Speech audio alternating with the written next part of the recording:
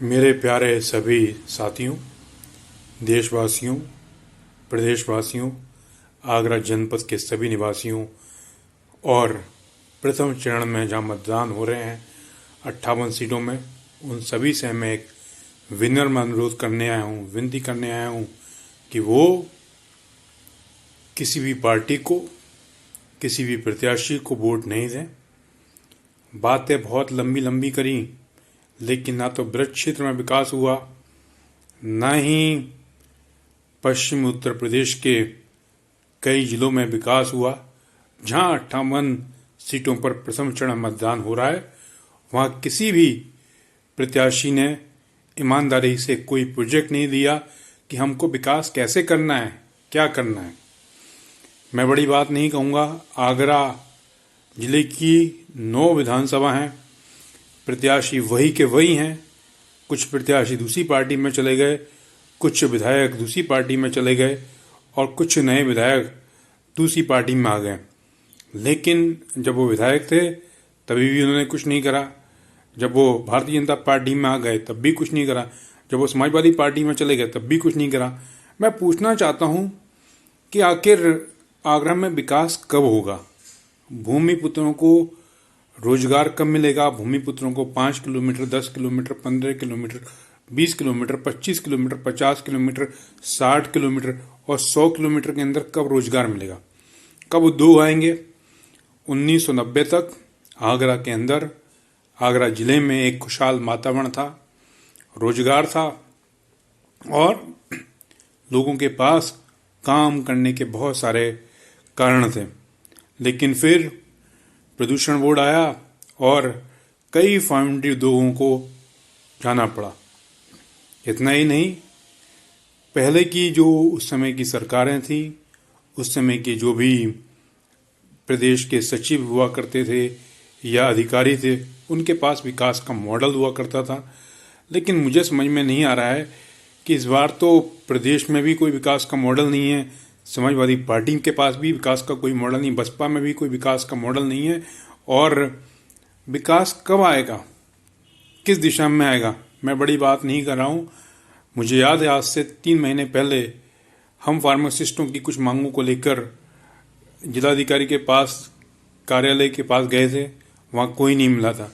हमारे पास बहुत दिन से शिकायत आ रही थी कि आगरा में जो जितने फार्मासिस्ट हैं बड़ी संख्या में, उनको अपने रजिस्ट्रेशन करवाने के नाम पर, पहले एक रजिस्ट्रेशन होता है फार्मेसी काउंसिल ऑफ इंडिया में, उसका रजिस्ट्रेशन होता है आपको उत्तर प्रदेश फार्मेसी काउंसिल में। उसके बाद में फिर आपको अगर फार्मासिस्ट का लाइसेंस देना है किसी भी दुकानदार के लिए तो यूपीएफएसडी में करना पड़ता है। आपके सारे डॉक्यूमेंट है, आप रजिस्ट्रेशन करोगे, उसके बावजूद भी वो फ्री ऑफ कॉस्ट है। तभी भी आपको ड्रग इंस्पेक्टर, जो इस समय के ड्रग इंस्पेक्टर हैं राजकुमार शर्मा जी, वो पैसा लब त्यागी करके एजेंट है, उसके माध्यम से लेते हैं और वो आपको पैसा देना पड़ता है, तब आपका रजिस्ट्रेशन अप्रूव होता है। उसकी फीस 5 से 10 हज़ार रुपये होती है। अगर आप किसी केमिस्ट की दुकान पर काम नहीं करना चाहते हो या आपका 21 साल का कॉन्ट्रैक्ट हो गया, आप पढ़ना चाहते हो और केमिस्ट शॉप ने कह दिया कि भाई कोई बात नहीं, आप हटा दो, तो उसके नाम पर भी आपको उनको एनओसी लेने के लिए भी आपको 30 से 50 हज़ार रुपये देना पड़ता है। और ये सारा पैसा लब त्यागी औषधि निरीक्षक तक से औषधि निरीक्षक लेते हैं, डायरेक्ट रूप में, इनडायरेक्ट रूप में नहीं तो वो मिलते ही नहीं है। ये बहुत सारी समस्याएं। मैं पूछना चाहता हूँ, क्या आगरा के अंदर फार्मा सेक्टर नहीं आ सकता है? क्या आगरा के अंदर क्लिनिकल रिसर्च इंस्टीट्यूट नहीं आ सकते हैं? क्या आगरा के अंदर रिसर्च इंस्टीट्यूट नहीं आ सकते? आगरा के अंदर माइक्रोबायोलॉजिकल लैब नहीं आ सकती है? क्या आगरा के अंदर क्लिनिकल डाटा मैनेजमेंट नहीं आ सकता है? आगरा के अंदर CRO नहीं हो सकता है? क्या आगरा के अंदर फार्मा मार्केटिंग हम नहीं बन सकती है? आगरा के अंदर सब कुछ बन सकता है, लेकिन स्थान भी पड़ा हुआ है, जमीन भी पड़ी हुई है। कई जगह ऐसी हैं जहाँ सब कुछ है, लेकिन हम देखते हैं गली गली, मोहल्ले मोहल्ले, जहाँ खेलने की ज़मीन है वहाँ पर क्या होता है, मंदिर बन जाते हैं, मस्जिद बन जाती हैं।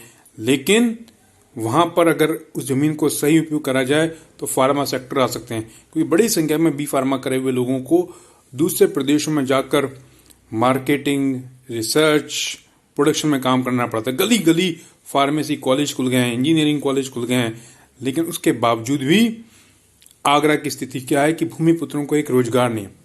इसके अलावा बड़ी संख्या में लोगों ने इंजीनियरिंग करा, IIT से करा, किसी ने मैकेनिकल से करा, किसी ने और कुछ से करा, लेकिन आज की तारीख में आईटी का बहुत बढ़ाव है। लोग कहाँ जाते हैं? बंगलोर जाते हैं। लोग कहाँ जाते हैं? चेन्नई जाते हैं। लोग कहाँ जाते हैं? पुणे जाते हैं। लोग कहाँ जाते हैं? वाशी, मुंबई में जाते हैं। लेकिन आईटी सेक्टर पार्क नहीं आ सकता है। क्यों? या तो पॉल्यूशन की जरूरत नहीं है।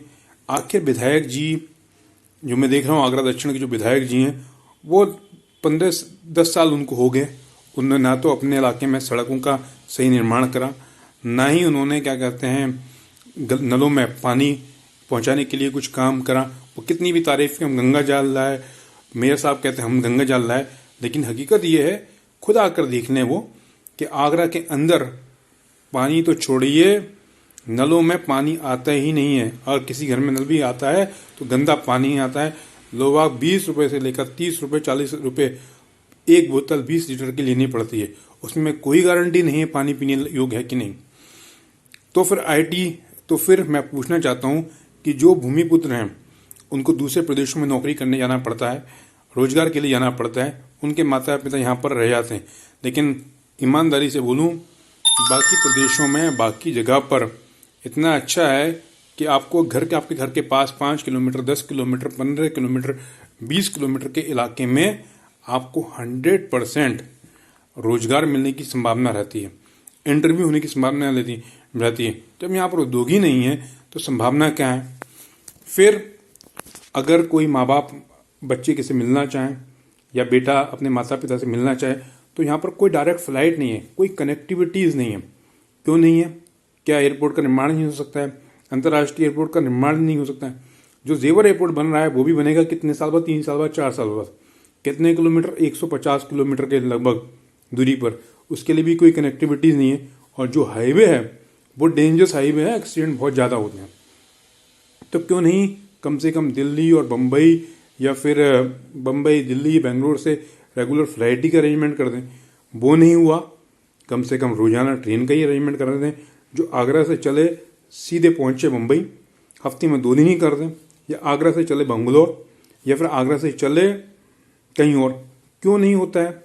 आगरा में एक से एक बढ़िया होटल है, 5 स्टार होटल है, लेकिन भूमिपुत्रों को रोजगार नहीं है। आप देख लीजिएगा, पूर्वांचल के लोग काम कर रहे हैं, पंजाब के लोग काम कर रहे हैं, इसके अलावा उत्तराखंड के लोग कुछ काम कर रहे हैं, लेकिन आगरा के लोगों को रोजगार है ही नहीं। क्यों नहीं है? क्या भूमिपुत्रों को रोजगार के लिए कम से कम उनको महाराष्ट्र की तर्ज पर होना चाहिए कि लिखना चाहिए यहाँ पर एक वैकेंसी है, यहाँ पर हम प्राथमिकता भूमिपुत्रों को देंगे। अगर वो सूटेबल नहीं है, वो इंटरव्यू में क्राइटेरिया में फिट नहीं है, तो हम उनको उनकी जगह दूसरे को मौका देंगे। हम ये मानते हैं भारत में कहीं पर भी किसी को भी काम करने का पूर्ण अधिकार है और होना भी चाहिए, लेकिन रोजगार नहीं है। अगर यहाँ पर कम से कम हॉस्पिटलिटी सेक्टर ही आ जाए, तो जो बड़ी संख्या में पढ़ाई लिखाई करते हैं वो कम से कम उनको रोजगार तो मिलेगा। चाहे वो फ्रंट ऑफिस, फ्रंट मैनेजर के रूप में करें, फ्रंट एग्जीक्यूटिव के रूप में करें, या आपके वो बेल बॉय के रूप में काम करें, या फिर आपके क्या कहते हैं एफएमबी मैनेजर के रूप में, क्या एफएमबी एग्जीक्यूटिव के रूप में करें, हाउस कीपिंग मैनेजर के रूप में करें, या फिर आपके मार्केटिंग के रूप में करें, या ऑपरेशन के रूप में करें, और या फिर आपके इवेंट मैनेजर के रूप में करें। लेकिन इतना अधिक अपॉर्चुनिटी होने के बावजूद भी भूमिपुत्रों के लिए रोजगार नहीं है। और हकीकत बात है, जब भी आप जाइए तो वो कहते हैं हमारी वैकेंसी मुंबई से होती है, हमारी वैकेंसी दिल्ली से होती है। जब भैया आपको ज़मीन यहाँ पर दे रखी है, लैंड दे रखी है, तो भूमिपुत्रों के लिए रोजगार नहीं, क्यों नहीं संघर्ष किया गया? मैं यही कहना चाहता हूँ। इसके अलावा बड़ी बड़ी बातें करते हैं। मैं श्रीकांत शर्मा जी की बात सुन रहा था कि हमने यमुना को साफ कर दिया है। मैं ईमानदारी से कह रहा हूँ कि कोई भी चला जाए, पानी पीना तो दूर की बात है, टच करना भी बहुत डेंजरस है। क्यों नहीं उस पर काम हो रहा है? तो फिर कहाँ से यमुना साफ है? अगर यमुना साफ हो, आगरा से दिल्ली तक निर्मल हो, बढ़िया यमुना नदी हो, तो मैं दावे के साथ कहता हूँ उसमें सबसे बड़ा पॉइंट क्या होगा? अगर ये यमुना साफ रहेगी तो यहाँ पर क्रूज आएंगे, छोटे छोटे मोटे जहाज आएंगे, जिसके कारण पर्यटन को बढ़ावा मिलेगा। पर्यटक क्यों नहीं रुकता है? क्योंकि यहाँ पर तो मालूम ही नहीं है कितने। यहाँ पर मेरे को एक बंदा बता रहा था, एक जगह ताजमहल का बोर्ड हुआ करता था, लेकिन आजकल ताज लिखा हुआ महल गायब है, बोर्ड ही नहीं है। पूछते पता नहीं चला, ट्रैफिक की समस्या है। पर्यटक इतनी संख्या में आते हैं कि उनके लिए पार्किंग का भी अरेंजमेंट नहीं हो पाता है। लेकिन वो रुकते क्यों नहीं है? क्योंकि आगरा के अंदर ऐसा वातावरण नहीं। क्यों नहीं नाइट मार्केट का करते हैं काम? क्यों नहीं ताजमहल को कुछ समय के लिए, हफ्ते में एक दिन ऑप्शन के लिए नाइट में खोलने का काम करते हैं? क्यों नहीं वो रोजगार के लिए काम करते हैं? क्यों नहीं क्या कहते हैं उसमें उसमें आपका एक ब्रज की संस्कृति के लिए काम करते हैं? ब्रज विलेज क्यों नहीं बनाते हैं? क्यों नहीं काम करते हैं? और इतना ही नहीं, मथुरा में भी पर्यटक बराबर रूप से रह नहीं पाता है, रुक नहीं पाता है। क्यों नहीं करते हैं? और साफ सफाई बिल्कुल नहीं है। मुझे आज भी याद है, मेरे एक विदेशी डेलीगेट के साथ आ रहा था, उसने कहा कि मैं आपका आगरा देखना चाहता हूँ। उसकी बहुत डिज़ायर थी। जब उसने आगरा में देखा तो गंदगी फैली, तो कहता ये आपका आगरा है, आप मेयर से क्यों नहीं कहते हैं? आप अपने सांसद से क्यों नहीं कहते हैं? आप अपने विधायक से क्यों नहीं कहते हैं? ये हकीकत बात है। इसमें लोगों का भी दोष है और स्थानीय सांसद और विधायकों का भी दोष है। सड़कें इतनी छोटी हैं कि जाम लग जाता है। कितने घंटे, इतना तो हमारा, हम जो बम्बई में रहते थे, जॉब करते थे, अभी तो कोरोना काल चल रहा है, अभी घर वर्क फ्रॉम होम करना पड़ता है, लेकिन इतना तगड़ा जाम लग जाता है कि आप विश्वास नहीं मानेंगे, जरा सी दूरी के लिए जाने में कितना टाइम लगता। अगर मैं ट्रांसपोर्ट कॉस्ट की बात करूं, पहली बात तो आगरा के अंदर, सिटी के अंदर बसेस होनी चाहिए जो रेगुलर इंटरवल में 1 घंटे में 2 घंटे में आना चाहिए, जिससे कम से कम जो लोग हैं आगरा में किसी भी कोने से जा सकें। जो मेट्रो बन भी रही है, मेट्रो अगर अंडरग्राउंड बनती बहुत अच्छा था, लेकिन जो बन रही है उससे सबसे बड़ी बात, जाम की समस्या बढ़ रही है। और अभी प्रोसेसिंग चल रहा है, मानते हैं कि मेट्रो पर काम हुआ, बिजली पर काम हुआ, इसमें कोई शक की बात नहीं। और जो जगह जगह इंस्टीट्यूट खुल गए हैं, बड़े बड़े कॉलेज खुल गए हैं, बड़े बड़े इंस्टीट्यूट खुल दिए गए हैं, तो उस पर भी उनको काम करने की आवश्यकता है। मैं इसके अलावा एक बात पूछना चाहता हूँ ईमानदारी से, सांसद जी आपको भी मौका दिया, विधायक जी आपको भी मौका दिया। मैं देख रहा हूँ सारी पार्टियाँ जो भी हैं, मैं नाम नहीं लूँगा, लेकिन हकीकत बात है, आगरा दक्षिण के जो विधायक जी हैं 10 साल से विधायक हैं, लेकिन वो हमारे मोहल्ले में नहीं आते हैं, हमारे क्षेत्र में नहीं आते हैं। और सड़कों का भी निर्माण सिर्फ जब इलेक्शन आने वाला होता है ना, उससे पहले ही होता है, उससे पहले सड़कें टूटी होती हैं। क्या ये आपका कर्तव्य नहीं है? आगरा का वायु प्रदूषण का रेट 275-260 के ऊपर पहुंच जाता है, गंभीर बीमारियां होती हैं। कोरोना काल में ना तो आगरा के सांसद जी ने, ना विधायक जी ने कोई काम करा। क्यों नहीं करा भाई, मैं पूछना चाहता हूँ। आप बताइए, लोग पेशेंट मर रहे थे, हॉस्पिटल में ऑक्सीजन की कमी थी, हॉस्पिटल के अंदर बेड उपलब्ध नहीं थे, कम से कम आप खुद तो प्रयास करते हैं और कुछ करते। ये मैं नहीं, आगरा की जनता जानती है। दवाइयाँ नहीं थी, दवाइयों की काली बिहारी थी, कम से कम आप अधिकारियों से ये बात करते, वहाँ पर खड़े होते हैं, लेकिन नहीं, कम से कम हेल्पलाइन नंबर जारी करते हैं। प्रवासी मजदूरों के लिए बड़ी बड़ी बातें होती हैं कि हमने प्रवासी मजदूरों के लिए कुछ करा है, लेकिन मैं प्रैक्टिकल रूप से कहना चाहता हूँ, मुझे आज भी याद है, मैंने आगरा के सांसद, विधायक सबसे फ़ोन करा। एक भाजपा के जिला प्रतिनिधि ने उठाया, वो कहता है कि हम आपका इंतजाम करें। मैंने कहा ओके, कब करवा रहे हैं? हमने कहा मेरा एक बंदा है, उसको आना चाहता है।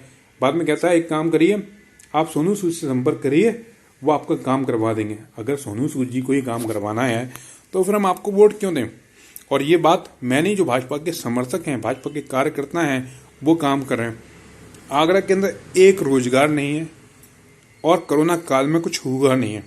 कोरोना काल के केस में कितने ज़्यादा हुए सबको मालूम है। और सैनिटाइजेशन के रूप में सिर्फ एक फॉर्मेलिटीज़ हुई है। मैं पूछना चाहता हूँ, ऐसी क्या आगरा के भाजपा के मतदाताओं से नाराजगी है? आपको 9 विधानसभा जिता दी, लेकिन तब भी आपने कुछ नहीं करा। मैं ग्रामीण क्षेत्रों की बात करूँ, भा विधानसभा में मैं गया था, यमुना नदी में, अभी की मैं आपको फोटो भी शेयर कर सकता हूँ, यमुना नदी इतनी पॉल्यूशन थी और जो वहाँ का जो टेम्पल है उसकी कंडीशन इतनी खराब थी, क्या बोलूँ, क्या व्यवस्थाएं थी। क्यों नहीं? क्योंकि सिर्फ परिवार बात पर है, एक ही परिवार, रानी जी का, राजा जी का, वही चुनाव लड़ते रहते हैं। वो कभी सपा में शामिल हो जाएंगे, कभी भाजपा में शामिल हो जाएंगे। खैरागढ़ विधानसभा में खुद ही चुनाव लड़ा था, मुझे मालूम है खैरागढ़ की बहुत समस्या हैं।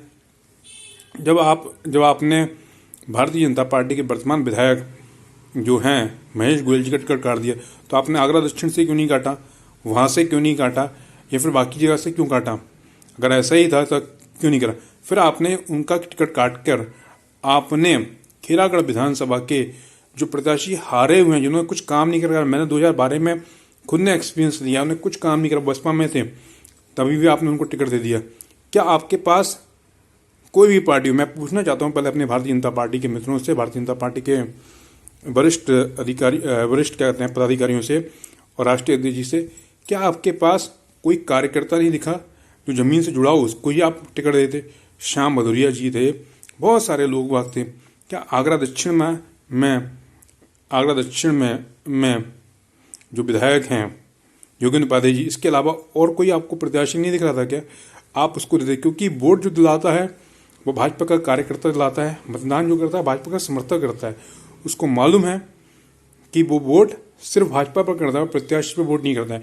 और ये कई लोगों ने देखा, केशव मेहरा जी ने आगरा दक्षिण से जब चुनाव लड़ा था भाजपा के हटकर, तो उनको 1000 वोट से भी कम मिले थे। तो ऐसे कितने उदाहरण हैं। क्यों नहीं आप भाजपा के मूल कार्यकर्ताओं को टिकट देते हैं? मैं ऐसी समाजवादी पार्टी से बात करना चाहता हूँ कि समाजवादी पार्टी ने अभी अभी भाजपा में शामिल हुए एतमादपुर के प्रत्याशी को टिकट दे दिया, या आगरा दक्षिण से जो विनय अग्रवाल जी को टिकट दिया है, वो पहले भाजपा में ही दिख रहे थे, उनकी फोटो दिख रही थी, उनको टिकट दे दिया। मैं पूछना चाहता हूँ, क्या समाजवादी पार्टी के पास कोई ढंग का प्रत्याशी नहीं है जो काम कर सके? हम किसी पार्टी के खिलाफ नहीं, हम किसी नेता के खिलाफ नहीं, हम किसी खिलाफ नहीं, लेकिन मैं भूमिपुत्र हूँ, मैं आगरा का रहने वाला हूँ, मुझे मालूम है मुझे कितनी दिक्कतें होती हैं। मैं चाहता था कि मेरे माता पिता मेरे साथ बम्बई आए, वो नहीं है, हमें इमरजेंसी में आना पड़ता था, हमको ट्रेन में टिकट नहीं मिलता था। कोरोना काल में कितना फ़ोन करा, हमने कहा कि कोई बात नहीं, आप ट्रेन नहीं तो एक बोगी का ही इंतजाम करवा दीजिए, तो बोगी का इंतजाम नहीं करा पाए, जबकि पूर्वांचल और बिहार के लोग उसी ट्रेनों से आगरा होते हुए गए। इससे बड़े शर्म की बात क्या हो सकती है कि कुछ हुआ नहीं। और जो सरकार बड़ी बड़ी बातें कहती कि हमने प्रवासी मजदूरों के लिए कुछ कराए, मैं ईमानदारी से कहूँ 1 रुपये की मदद नहीं करी है, सिर्फ बड़ी बड़ी बातें की गई। और जो भी है, अगर इतना अधिक भ्रष्टाचार, अगर आप अपना राशन कार्ड बनाना चाहते हैं तो आपको राशन कार्ड बनवाने के लिए पैसा देना पड़ता है, अगर आप फार्मासिस्ट का लाइसेंस करवाना चाहते हैं तो उसके लिए भी पैसा देना पड़ता है। कितना अधिक भ्रष्टाचार है। आगरा, मैं बड़ी बात ही कहूँ, एक उदाहरण के रूप में एक मैं एग्जाम्पल और दे रहा हूँ। आगरा के अंदर सबको मालूम है, प्रताप नगर के अंदर सी ब्लॉक के अंदर बुर्जी वाले मंदिर के पास में एक बंदे ने जो दुकान बनी हुई है एडी की, उसके अंदर एक अंडरग्राउंड उसने बना दिया। उस पर एडी में शिकायत करी, एडी में शिकायत हुई, उस पर क्या कहते हैं, सांसद जी ने दबाव डाल शिकायत हुई, मुख्यमंत्री में शिकायत करी, मुख्यमंत्री कहते हैं इस पर शिकायत कार्रवाई हो, लेकिन उस पर कार्रवाई, और कभी भी मकान गिर सकता है। अवैध मंदिर बने हुए हैं, क्यों भाई? इतना ही नहीं, खेलों के लिए काम होना चाहिए, जिससे कि जो आगरा के युवा हैं उनको आगे बढ़े। लेकिन यहाँ तो मंदिरों में पार्क बने हुए हैं, पार्क में मंदिर बने हुए हैं, पार्कों में मंदिर बने हुए हैं, पार्कों में मस्जिद बनी हुई है, जरा से इलाके में कब्जा कर लेते हैं तो क्या है? और जगह जगह जो आप प्राइवेट इंस्टीट्यूट खोल रहे हैं, आगरा यूनिवर्सिटी की हालत क्या है? आगरा यूनिवर्सिटी की हालत इतनी खराब है कि जैसे ही वो देखता है कि आप आगरा यूनिवर्सिटी से पढ़े हुए हो, आपका इंटरव्यू नहीं लेता है, रिजल्ट नहीं मिलता है, और आपको टाइमली मार्कशीट नहीं मिलती है, पढ़ाई होती नहीं है। ऐसा क्यों? जबकि आगरा यूनिवर्सिटी, कभी आगरा यूनिवर्सिटी या कि डॉक्टर भीमराव अम्बेडकर यूनिवर्सिटी आगरा विश्वविद्यालय कभी नंबर 1 यूनिवर्सिटी हुआ करती थी, लेकिन क्यों? कब विकास करेंगे हमारे सांसद विधायक? और उससे पहले के जो सांसद जी थे वो शिक्षा राज्य मंत्री थे कटरी साहब, उनने भी कुछ नहीं करा। लाउड स्पीकर चलते रहते हैं सवेरे शाम, लेकिन विकास पर क्यों काम नहीं होता? हम किसी भी राजनीतिक पार्टी के विरोधी नहीं हैं, हम किसी भी पार्टी के समर्थन नहीं करते हैं। हम इतना कहते हैं कि काम होना चाहिए, किसी भी सरकार आए, और ये पूछने का अधिकार आम मतदाताओं का है, मेरा भी अधिकार है। और मैंने तो तय कर लिया है कि इस बार चुनाव में आगरा विधानसभा की जो 9 सीटें हैं, उसमें से जितने भी मेरे समर्थक हैं, परिवार के रिश्तेदार हैं, मित्र हैं, सब राइट टू रिजेक्ट पर बटन दबाएंगे, कोई ढंग का प्रत्याशी नहीं। और बाकी जो 58 सीटों में प्रथम चरण में मतदान हो रहा है, उस पर भी हम लोग राइट टू रिजेक्ट बटन दबाएंगे। इसके अलावा हम बरेली शहर की विधानसभा में डॉक्टर अरुण कुमार जी ने जो विकास कार्य करे हैं, उन्होंने जो सबसे बड़ा काम IT पार्क और एक बस स्टैंड का निर्माण करा, अंडरपास करा, उनका समर्थन करने के लिए हमारे समर्थक बरेली शहर के विधायक जी का समर्थन करते हैं। उनके चुनाव चिन्ह कमल के फूल को 14 फरवरी को बटन दबाएंगे। इसके अलावा आजम खान के खिलाफ आवाज उठाने वाले हनी सक्सेना जी, जिनका आकाश सक्सेना, प्यार से उन्हें हनी सक्सेना भी बोलते हैं, उसके लिए भी हमारे समर्थक वोट देंगे। और योगी आदित्यनाथ जी चुनाव लड़ रहे हैं उसका भी समर्थक नहीं।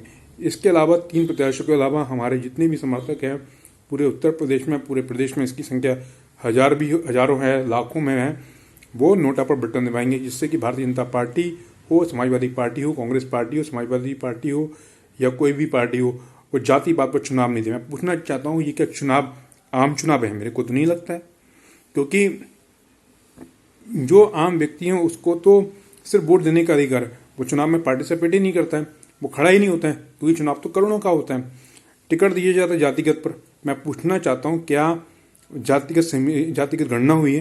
क्या संविधान में लिखा हुआ है कि इसी जाति के व्यक्ति को ही टिकट मिलेगा जिसकी संख्या ज़्यादा है या जिसकी संख्या कम है, लेकिन उसके अंदर जज्बा है विकास का, उसका जज्बा है राष्ट्रवाद का, उसका जज्बा है हिंदुत्व का, उसका जज्बा है अपने देश के विकास के लिए, क्या उसको टिकट नहीं मिलेगा?